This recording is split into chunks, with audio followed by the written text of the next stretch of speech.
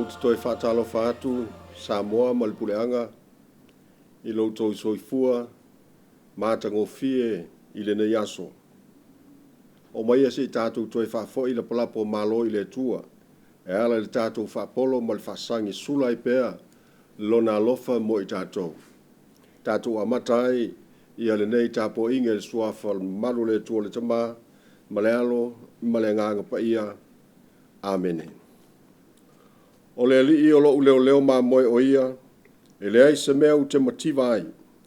Na te avea au le mea iai le vāmua o te ta oto ai, na te taitai ia te au I tawhatafa o vai e tafe le mu, na te whaafo I sia mai lo nganga. Na te taitai ia te au iala o le amiotonu, ona o lona suafa. E o I lava ina usavali le vanu o le ato le oti, o te le fefe lava I se me le anga. A wā oe tā te whātasi maa, o laula au ma Lotu o to'o, e wha maa whanawhana I nei a. E te laulau mai me I le lau ai maa au, I luma oe I tamai a te au. O e wha uina lo ulu le suau, ua tau masua sua la uipu. E moni, e muli muli mai a te au le anga le lei ma le lofa I aso umo lo uola. O te nofa fo I le fale o le li I aso e tele lava. A nganga pa I ae fio maia, whaatumo o mātou loto, tā pena o mātou mawhauwhau o mātou loto, a walau upu le a wholafola ina. Nei a mātou langona ina le tā ua lau whina ngalo mo I mātou. O la mātou o lenga le nei, a la atu I a keriso lo mātou wali I. Amene. La tātou pese le tua I rona vi inga.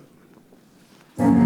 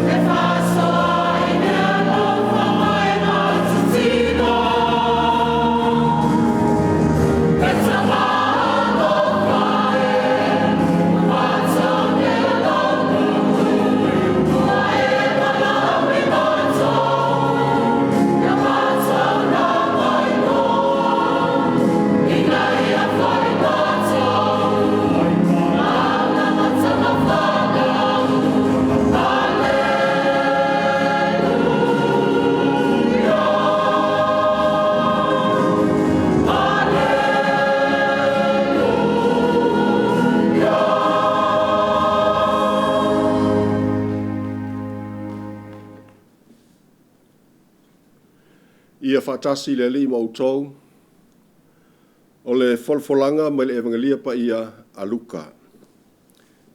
Ia oi. Evangelia a Luka lo mtau pu e se fulma le lima.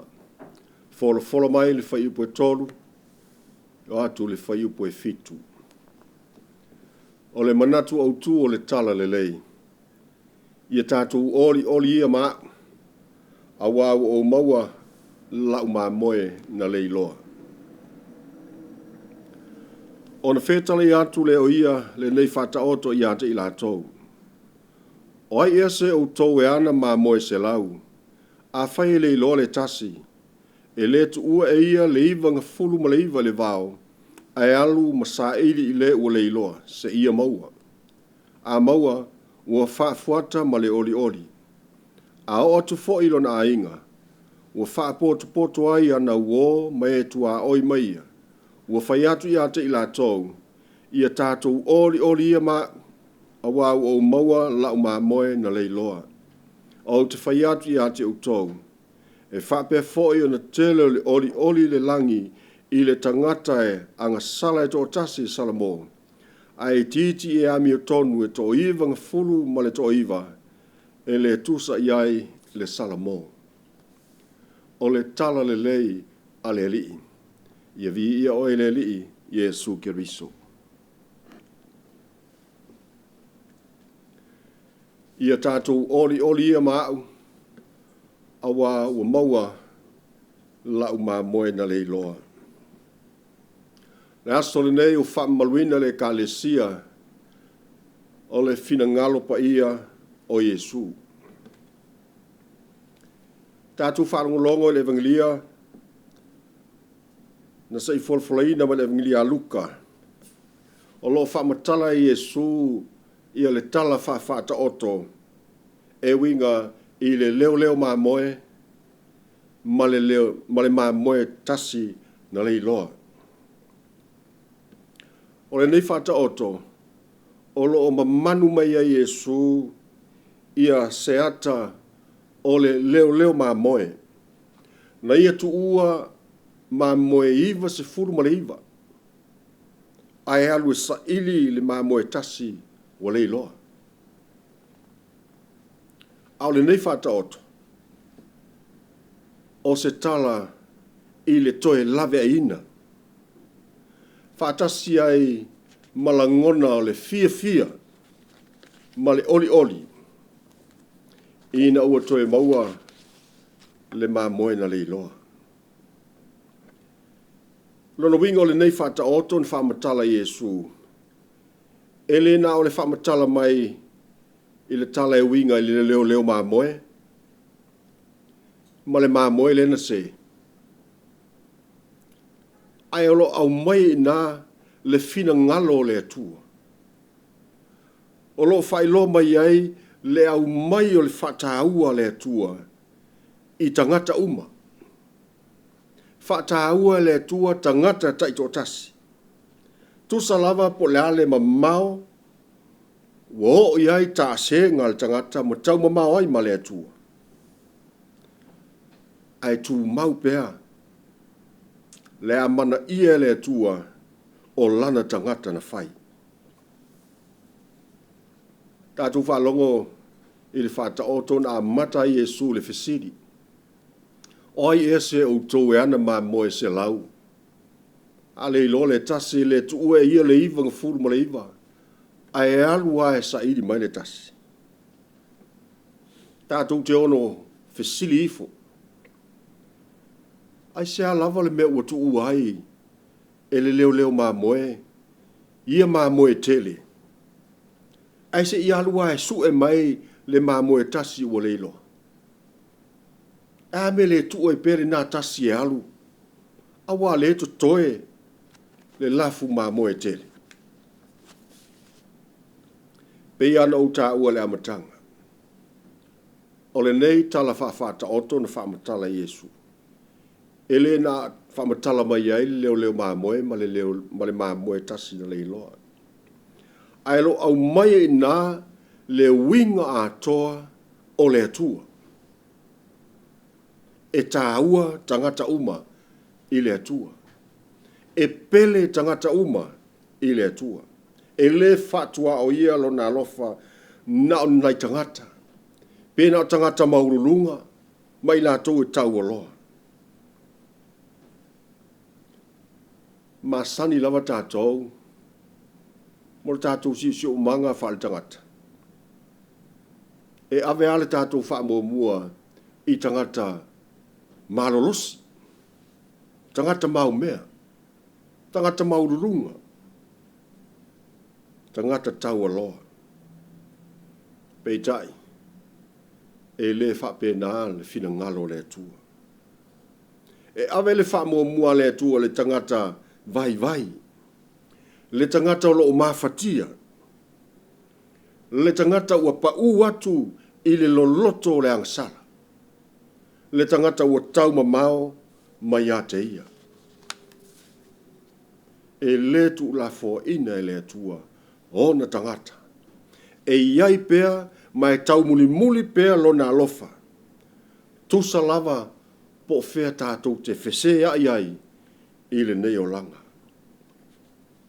E tū mau pea le alofa o le atua. Whai ungo le whata oto, o lo au mai ei i ala ngona o le fia mo le oli. Whai mai na ua maua le mamoe, le ana leilo. Na fo i fia i a leo mamoe malongo o na ainga. O ana wo. O mai se i tātou fia whatasi. Whai se ainga fia awa ua maua le mamoe tasi na leiloa. A o le ata la foia a tolena. O le whina ngalo pa ia a lofa muti vale o Yesu. Pe on tātou whaama maluina i le nei aso. Le fia i le tangata anga sala e tō tasi e sala mō matoe fo'i i le atua. Le alofa muti vale leo le atua. E a apa mai lona ao malave ai le tangata. Le tangata ua pau le angasala. Ina ia whasao ina lona nganga. I la tau ia o lo mana o mia le fesoasoani. Mana o mia le toe lave ai mai. Mai le lehanga o le lalolangi. Le alofo le atua. E whaasafua mō tangata uma. Se wala au fue lea mo i tātou. Ina ia tātou au wai whaatasi ma le atua i lana ngā ruenga. O le saili. Lave ai. A apatu ma whaola mai se nganga o leiloa. Ma tai mai i le whaola tanga. Au au lo tāua. E tele le oli le langi. Ono le tangata anga sala e tō tasi. E salamo. Tio tātou te tāno. Whaafitai tele lo mātua tua. Whaafitai mo lau upu o mātua whaanongo longo iai le nei aso. O se taulongo longo ao ngā mo i mātou. O se vala au leo telefoi ia mātou whaatinonga i le aso ma le aso. Ina ia mātou whaia i pēlo whiringalo o le lawea i atu. Ma apa atu e whasosoni atu i tangata o mawhatia. Ina ia taitai maini a nganga o wā whaavaivai. Ia oile atua ma lau tala le lei. Mātou te talo mo whaamanianga. Mo si o mātou atu nu o Samoa. Mai ona taitai se o lava i se o pito iti. Whaamanuia foe i taitai o le kālesia. Whaao le mātou i kālesia. Mas fo le tamao le mātou pūle anga. E o lava i wasenga o si kaunanga. La tau, lo foina o la tau soifua mo leora. Tau tua i oe le tua. Ne ia vei la tau ni leo ma moelele. Apa atu masaili mai i la tau o le apa u atu i le leanga o le nei o langa. Tu mo mai alo manuia ia i mātou umalava, nei aso i mātou lava singa o tutoe, ia i pelo wanganga whaatasi mai mātou. O le talo leo o mātou whaia, ma le nganga o le whātou tua ia te oilo mātou tua soifua. E lātu ia ke riso lo mātou wali. Amen. Ie runga ya Samoa mo le puleanga mese lo langi atoa, whamunianga oile tua le tama, i le suafa le tama, ma le alo, ma le nganga pa ia. Amen.